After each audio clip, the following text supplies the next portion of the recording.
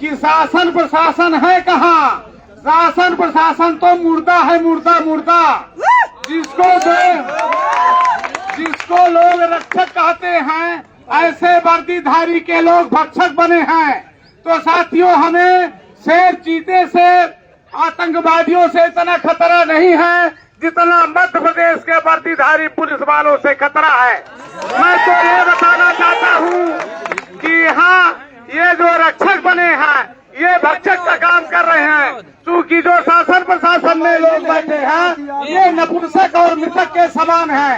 लेकिन साथियों, मैं आपको बताना चाहते हैं कि जिस दिन कौन चमार कौन विकासी कौन गलरिया मल्ला नौवारी पहली तमोली के बकान एक हो जाएगा, उस दिन भारत देश समाप्त हो जाएगा, मनुवाद समाप्त हो जाएगा। और जो ये शासन प्रशासन में लोग बैठे हैं, इनको हम लोग बंदर जैसे नचाएंगे, जैसे मदारी बंदर को नचाता है। तो मैं आपको बताना चाहते हैं कि हमने तो इधर देश के कोने में जाता हूँ, तो मैं आपको बताना चाहते हैं, इधर हमने एक एसपी वर्मा डॉक्टर रवींद्र कुमार वर्मा से बताया, बोले आप आते नहीं। हमने कहा कि आपका एसपी कार्यालय नहीं रह गया है, आपका तो भाजपा का अखाड़ा बना हुआ है। आज हमने देखता हूँ कि देश में, प्रदेश में, जिले में कहीं चले गए, यदि कोई भ्रष्टाचारी भाजपा का कार्यकर्ता है, उसके खिलाफ कई थाने में कार्रवाई नहीं होती है। मैं तो उसके वंशज हूँ जिन्होंने सरदार वल्लभ भाई पटेल 565 राजा महाराजाओं को मार के लाभ प्रजातंत्र में विलय किए हैं। भी बताना चाहते हैं, अमीलिया कांड में कौल की पिटाई पुलिस के द्वारा हुई। एक है मुकेश गौरी की हत्या करवाने में पुलिस का हाथ था।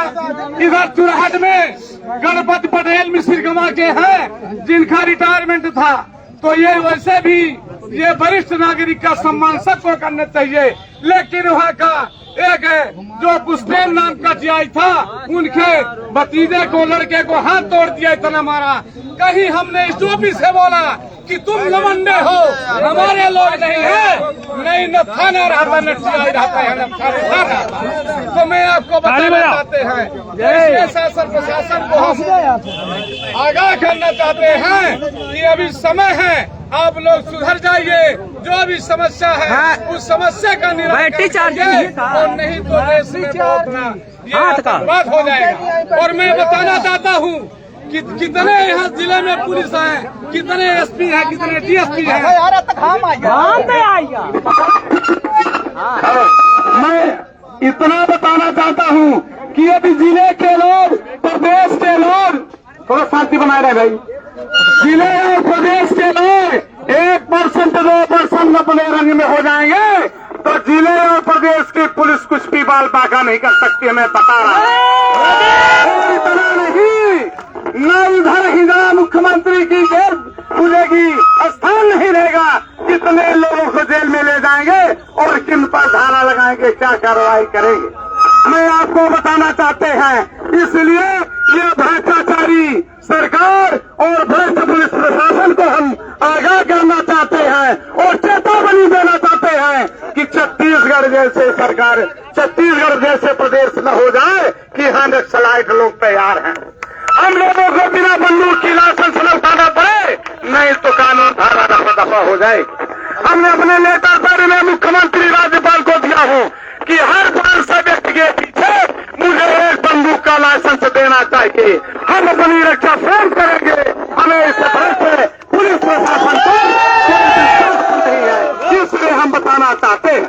साथियों, इस तरह से हर यहाँ रामपुर के लोक सेवा केंद्र में भी इतना भ्रष्टाचार है कि यहाँ मनमानी पैसा लिया जाता है और रसीद के बदले भी कार्रवाई नहीं होती। इसलिए हम शासन प्रशासन से विशेष आग्रह करते हैं, और बहुत दिन चलने वाला नहीं है। जिस दिन एससी और ओबीसी समाज के लोग एक हो जाएंगे, उस दिन यहाँ शासन प्रशासन का रत्ता पता नहीं चलेगा। इसलिए हम आपसे भी बार बार निवेदन करते हैं। वैसे वर्मा एसपी हमारे मित्र बने हैं, लेकिन इनका चलता नहीं है या कानून दफा की जानकारी नहीं है। यह भाजपा के भ्रष्टाचारी नेताओं के इशारे पे काम करते हैं। मैं कभी कभी बैठता हूं इनके पास, लेकिन अब बैठने की जरूरत नहीं है।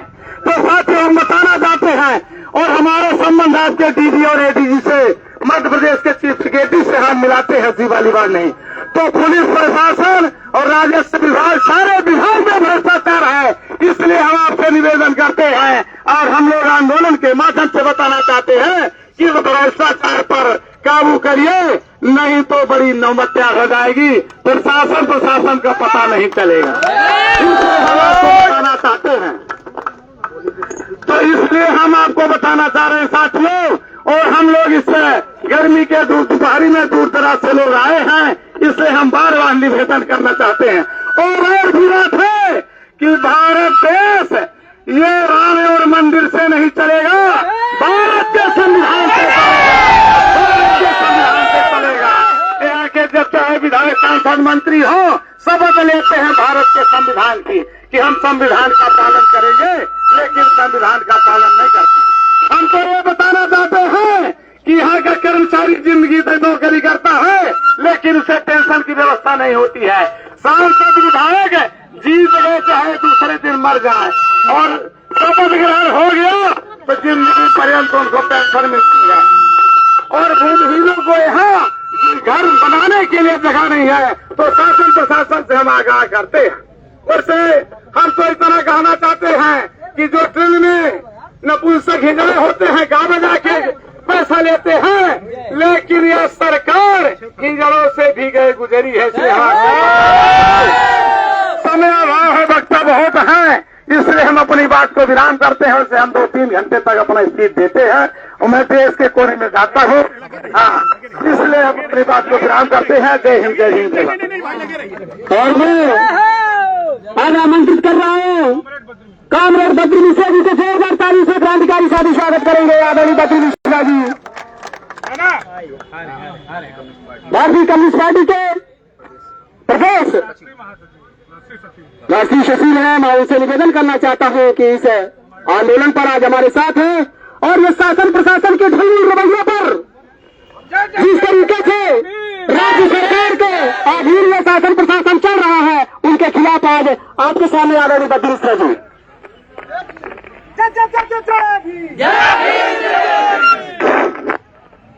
आज यह आंदोलन में आए तमाम नौजवान साथी और यह आंदोलन के आयोजक अजय भारती जी और हमारे साथी विनायक जी और तमाम साथी जी और जिनका सरपंच भीतरी, भूतपूर्व सरपंच भीतरी, जनपद अध्यक्ष गणेश जी, विवेक कोल जी और हमारे पीयूष कुशवाहा जी और उर्मिला साकेत जी,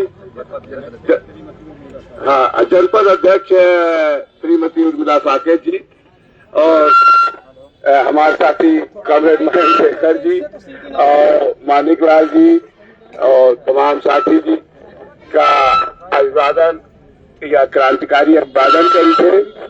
और यह देश जब आजाद हुआ तो 15 अगस्त तक का गद्दारी की गई और वह गद्दारी के परिणाम यह है कि आज तक ये देश में दलित है, आदिवासी है, भूमिहीन है, पिछड़ा है।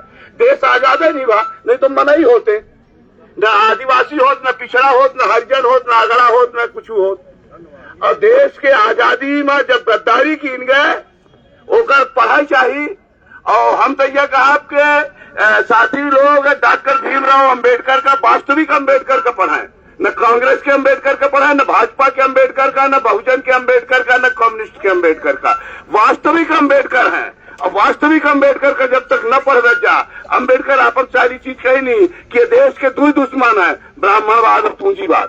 तो यदि आप ब्राह्मणवाद से और पूंजीवाद से नहीं लड़ोगे तो आपकी बर्बादी अंबेडकर जी थे तब भी थी और वो नहीं है तब भी है और आने वाले दिनों में भी बनी रहेगी।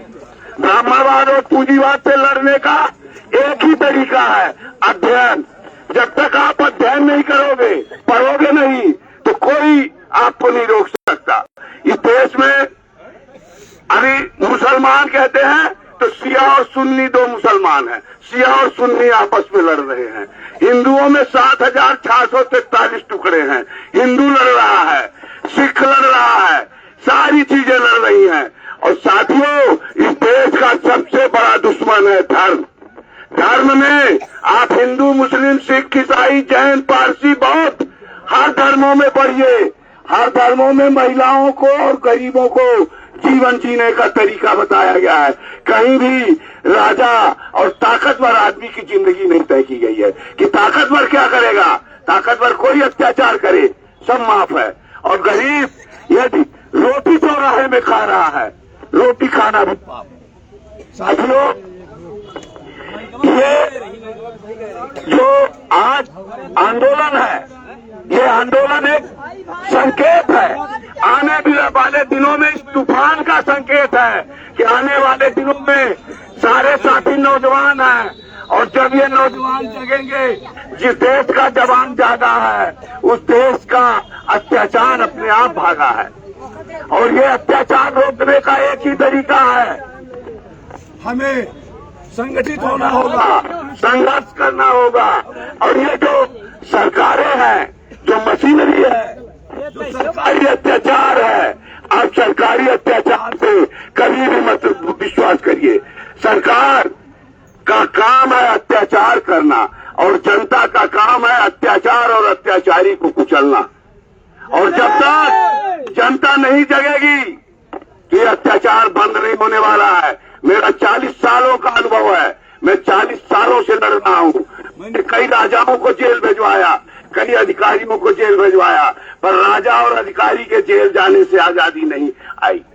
जब तक आप ये नहीं मानोगे कि ये देश किसी नेता के बाप का नहीं है, न ये मोदी के बाप का है, न बद्री के बाप का है, ये देश हर आदमी के बाप का है, एक एक आदमी का है। और जब तक हर आदमी बराबरी से अपना अधिकार लेने की बात नहीं सोचेगा, तो ये गुलामी, ये जातिवाद, ये ब्राह्मणवाद, ये मधुवाद, ये पूंजीवाद, ये साम्राज्यवाद जिंदा रहेगा। आज मैं थोड़ा थका हूँ, ज्यादा पैदल चला हूँ, इसलिए कम बोल रहा हूँ। आने वाले दिनों में हम बोलेंगे, और इस देश में एक तूफान आएगा जो आजादी को लेकर आएगा। इंकलाब जिंदाबाद, जिंदाबाद, जिंदाबाद। डॉक्टर भीमराव अम्बेडकर अमर रहे, अमर रहे, अमर रहे। डॉक्टर भीमराव अम्बेडकर अमर रहे, अमर रहे, अमर रहे। मैं आमंत्रित करना चाहता हूँ राम रवि रावत जी को, अखिल भारतीय आदिवासी संघ के प्रदेशाध्यक्ष को जोरदार ताली बजाकर स्वागत करेंगे। आइए।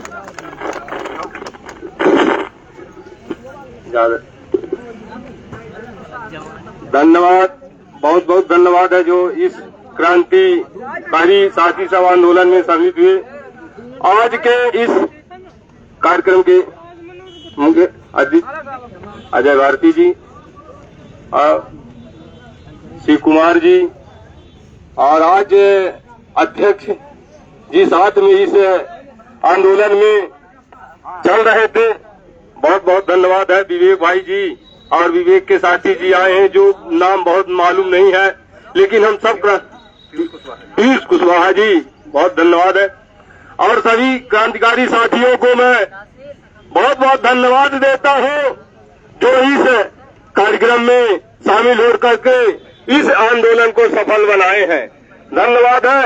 ऐसे आंदोलन समय में कभी नहीं हुआ जो ये ऐसी सरकार की रवैया देख करके ये SC/ST OBC आंदोलित हुए, आंदोलन कर रहे हैं। और जगह जगह आप सबको ये सुनाई पड़ रहा है कि कहीं तो सरकार और कहीं तो पुलिस और कहीं तो कुछ गरीबों के साथ जो अन्याय अत्याचार हो रहा है, उसको गरीब नहीं सह पाएगा।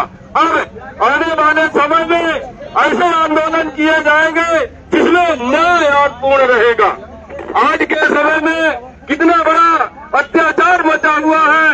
ये सरकार, बीजेपी की सरकार और RSS सरकार जो है, ये पूरा एकदम ऐसा कहर बनाया है कि झूठ झूठ को पर्दा बताती है, लेकिन काम कुछ नहीं हो पा रहा। साथियों, भी सबको मालूम है कि यह भराई करने कोई जाता है तो उसको यह भराई नहीं लिखा जाता है, उसको वहां से भगा दिया जाता है। इसलिए मैं यही चाहता हूँ कि पुलिस हो और चाहे तहसील में हो, कहीं भी हो, अगर गरीब का न्याय नहीं मिलेगा तो आंदोलन नहीं, वो क्रांति करेगा और भूख हड़ताल करेगा और सब कर देगा।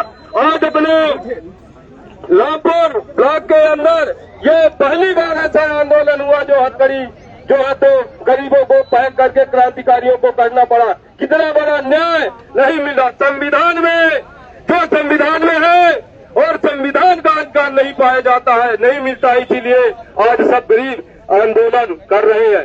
ये सरकार को ये आगाज होनी चाहिए। मोहन यादव को और प्रधानमंत्री नरेंद्र मोदी को ये पता होना चाहिए कि मैं क्या कर रहा हूँ और गरीबों के साथ क्या हो रहा है। मेरे साथियों, ये सब आगे आने वाले समय में अगर तुम संगठित हो करके और अपने अधिकार की लड़ाई नहीं लड़ोगे तो एक एक मारे जाओगे। इसीलिए कहते हैं कि जो बटेगा वही कटेगा। SC ST OBC को मैं यही कहता हूँ कि संगठित हो जाओ, आने वाले समय में बड़ा खतरा हो जाएगा। अभी एक समय ऐसा हुआ था कि SC ST OBC जब संगठित होना चालू हुए तो सरकार ने फट से लॉकडाउन लगा करके और हर आदमी को अलग अलग करना चालू कर दिया ताकि मिल न पाए और वो संगठित न हो पाए और ये अपने अधिकार पर जाना पाए। ये